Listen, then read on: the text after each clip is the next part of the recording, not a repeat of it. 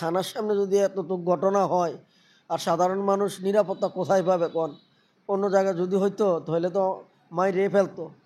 শুধু এই থানার সামনে এত বড় দুর্ঘটনা, আমার তো এই আর 1-2 মিনিট হইলে আমার মাইরে ফেলতো তারা। দৌড় দিয়ে যাইয়া থানায় ঢুকছি, আমি ওসি সাহেবের রুমের দৌড় দিয়ে যাই ঢুকছি। এরপরে ওসি সাহেব অর্ডার দিয়ে মানে তারা দমুটা বাড়িছে, প্রশাসনের লোক পুলিশ 2জনটা আটক করছে, পান্ত কবিররে আটক করছে আসামি।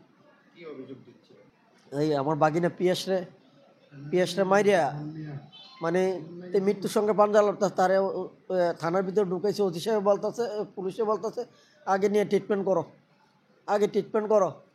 তো ট্রিটমেন্ট করাই তো পাঠাইছে, আর আমি অভিযোগটা এখানে লেখতেছি। তারপরে এই লেখা অবস্থায় তার হ্যাঁ, আমি অভিযোগ দিতে যাই আমি হামলা শিকার হয়েছি।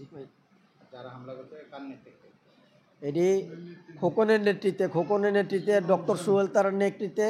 এখানে যে সেলাই লাগছে, এখানে সেলাই, এরপরে যে এখানে মুখে সেলাই, আপনার বডি তো চুরমুচুর করে লেছে, আমার পুরো বডি দেখেন, পুরো শরীরে রক্ত।